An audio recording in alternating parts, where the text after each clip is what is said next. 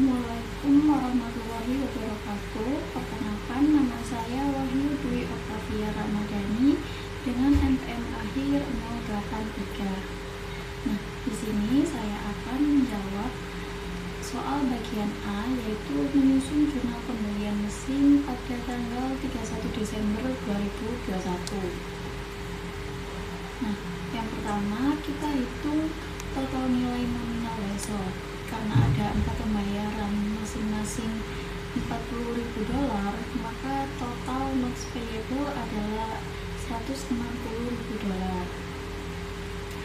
Lalu selanjutnya kita menghitung present value atau nilai sekarang dari 4 pembayaran tersebut dengan tingkat bunga 8%.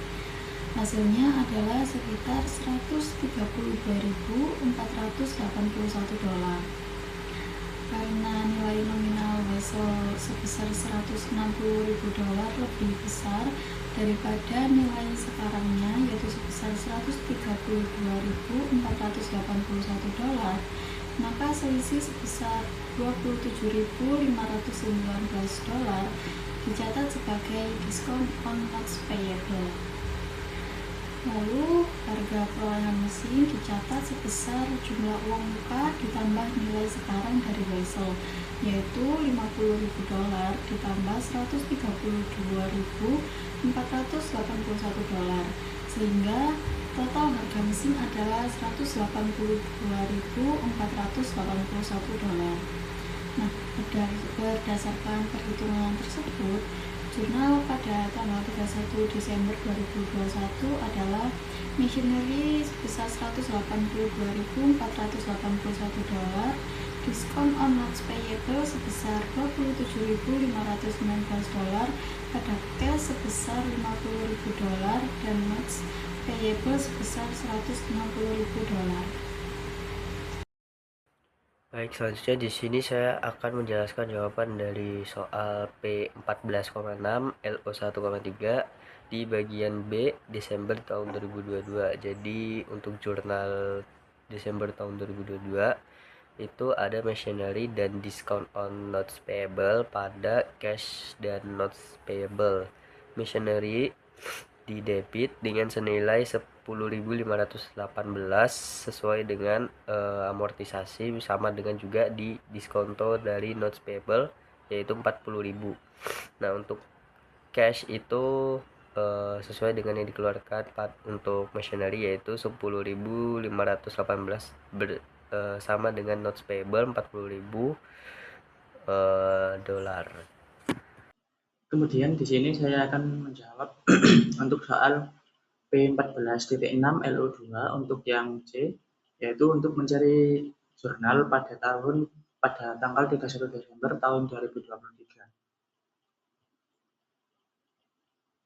Nah, pertama kita mencari bunganya terlebih dahulu. Pada tahun 2023, saldo awalnya yaitu 103.079 dengan suku bunga 8%, maka kita mencarinya dengan mengkali 103.079 dikali 8%, maka ketemu bunganya yaitu 8.247.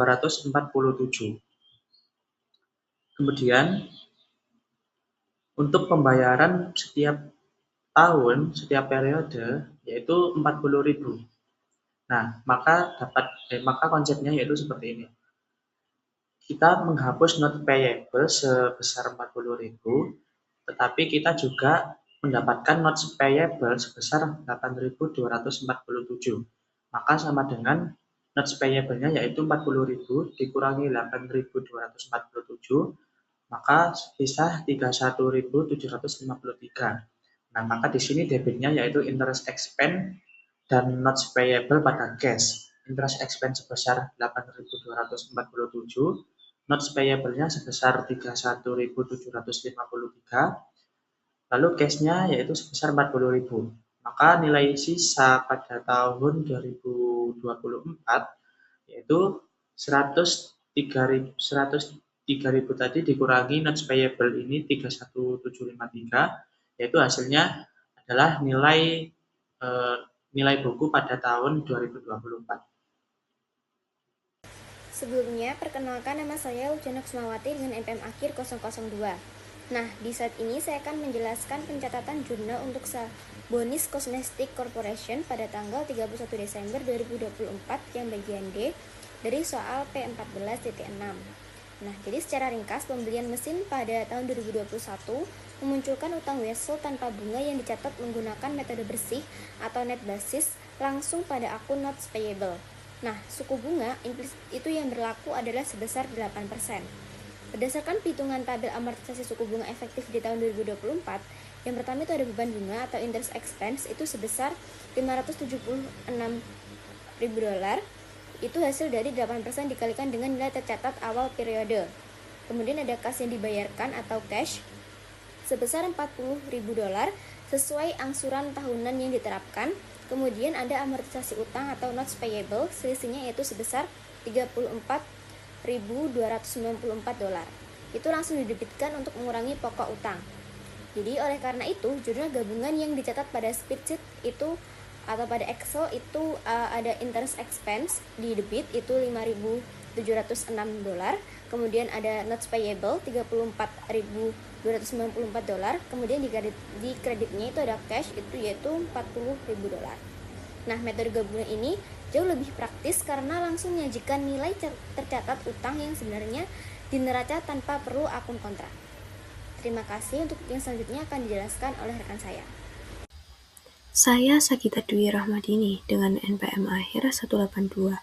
Di sini saya akan menjelaskan jawaban soal P14D6 LO2 pada bagian E, yaitu pada tanggal 31 Desember 2025, perusahaan melakukan pembayaran angsuran terakhir sebesar $40.000. Sebelum menentukan berapa bagian pokok dan bunga, terlebih dahulu dihitung beban bunga dengan metode bunga efektif, yaitu $30.031 dikali 8% sama dengan $2.962. Nilai $37.031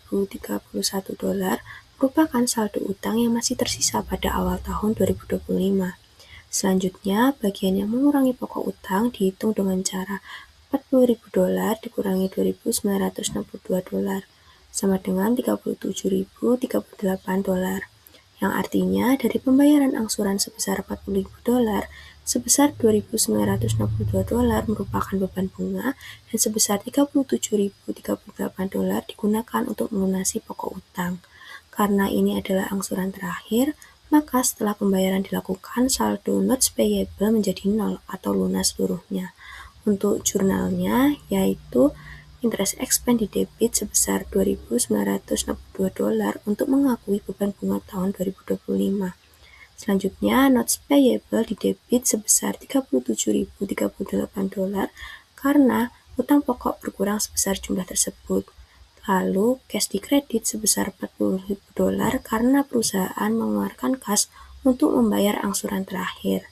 Sehingga kesimpulannya pada akhir tahun 2025, perusahaan telah melunasi seluruh kewajiban atas pembelian mesin yang dilakukan pada 31 Desember 2021, sehingga saldo utang menjadi 0.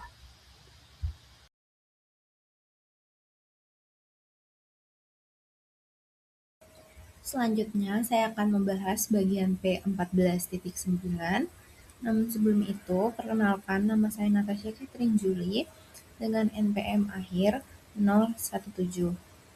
Jadi, kita masuk ke dalam bulan 1 Juli 2019, yaitu saat obligasi ini diterbitkan maupun dijual. Jadi di sini perusahaan itu dia menerima uang tunai yaitu sebesar $1.054.461. Nah, obligasi ini itu dijual dengan kurs lebih tinggi dari nominalnya. Jadi ini dia itu masuknya ke dalam premium. Jadi cara untuk mendapatkan angka dari cash itu adalah kurs 111,162% dikalikan dengan nilai nominalnya itu 900.000. Maka hasilnya menjadi 1.054.461. Lalu setelah itu kita mencari interest expense. Jadi di sini itu caranya adalah nilai nominal yaitu 900.000 itu dikalikan dengan 12%. Lalu karena ini terjual itu di bulan Juli, maka itu dikali 6/12. Maka hasilnya itu adalah 54.000. Lalu setelah itu, untuk mencari bonds payable, itu kita tinggal cari selisih di antara cash dan juga interest expense-nya. Jadi itu tinggal dikurang aja cash, dikurangkan dengan interest expense-nya. Maka itu adalah bonds payable-nya. Lalu di tanggal 31 Desember 2019, itu perusahaan itu harus menutup buku. Jadi karena ini utangnya berjalan dari Juli hingga Desember, maka di situ 108.000 itu interest expense ada di sisi debit dan juga bonds payable-nya. Sedangkan untuk interest payable itu di sebelah kredit. Lalu, cara kita mengetahui beberapa bunga yang ada di setahun penuh itu tinggal kita kalikan 12% dikalikan dengan 900.000. Lalu selanjutnya di tanggal 1 Januari 2020 ini perusahaan akhirnya membayar bunga yang sudah menjadi utang di tanggal 31 Desember 2019. Maka dari itu debitnya akhirnya ditaruh di utang bunga. Utang bunganya adalah debit sedangkan kasnya adalah kredit yaitu sebesar 108.000. Nah, ternyata di tanggal 2 Januari itu perusahaan itu memutuskan untuk melunasi sebagian dari obligasinya, yaitu senilai 360.000 dari total utangnya yaitu 900.000, yang artinya kita itu melunasi sebesar 40% dari total utang kita. Lalu untuk kita menebusnya itu kita mengeluarkan uang tunai karena kurs tebusnya 102, maka kas yang kita bayarkan itu nantinya itu 102% dikalikan dengan 360.000 yaitu sebagian obligasinya, maka itu kita kalikan dan akan menghasilkan 367.200 untuk cashnya. Nah, terus kan di sisi debitnya itu untuk bonds payable-nya.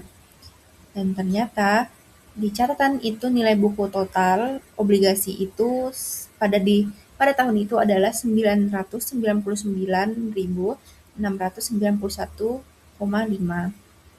Karena dilunasi hanya 40%-nya, berarti nilai utang yang dihapus itu adalah 40% dikalikan dengan 999.691.500.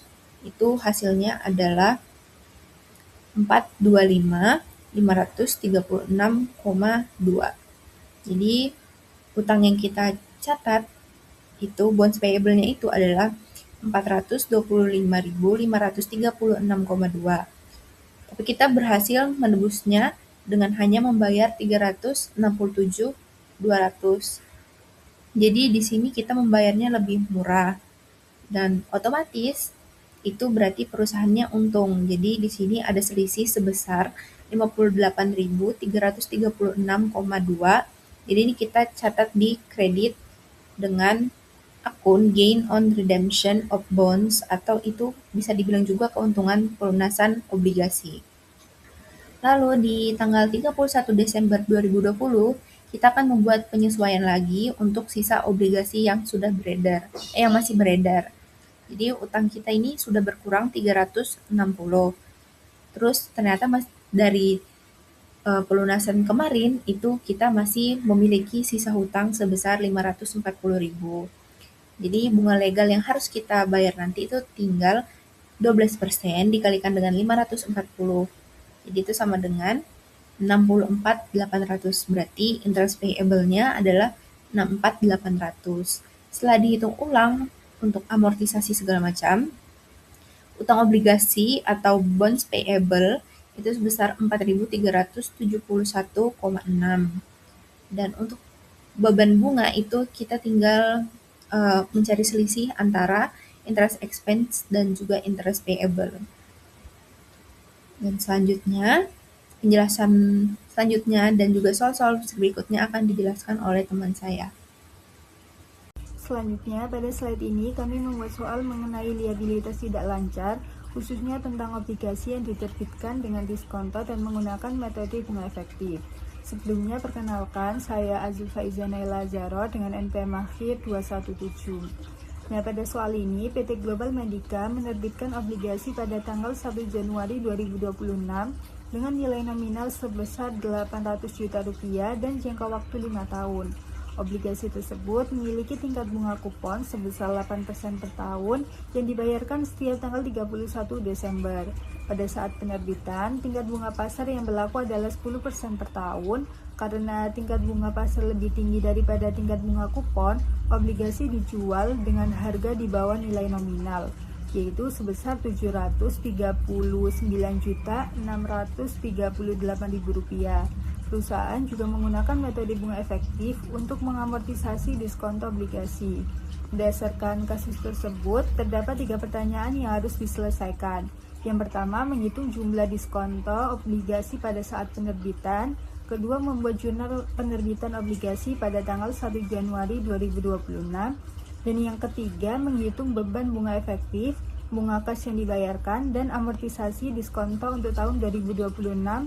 Kemudian membuat jurnal pada tanggal 31 Desember 2026. Selanjutnya adalah jawaban dari soal liabilitas tidak lancar. Untuk poin A, diskonto obligasi dihitung dari nilai nominal dikurangi harga jual. Nilai nominal obligasi sebesar Rp800 juta, sedangkan harga jualnya sebesar Rp739.638.000. Jadi diskonto obligasinya adalah Rp60.362.000. Untuk poin B, jurnal penerbitan obligasi pada 1 Januari 2026 adalah mendebit cash sebesar Rp739.638.000, mendebit diskon on bonds payable sebesar Rp60.362.000, dan mengkredit bonds payable sebesar Rp800 juta.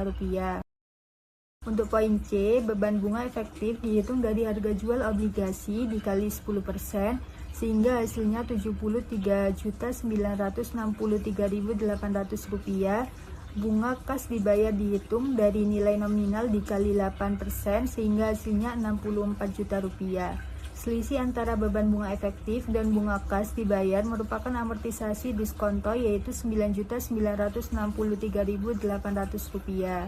Jadi, jurnal pada 31 Desember 2026 adalah mendebit interest expense sebesar Rp73.963.800, mengkredit diskon on bonds payable sebesar Rp9.963.800, dan mengkredit cash sebesar Rp64 juta.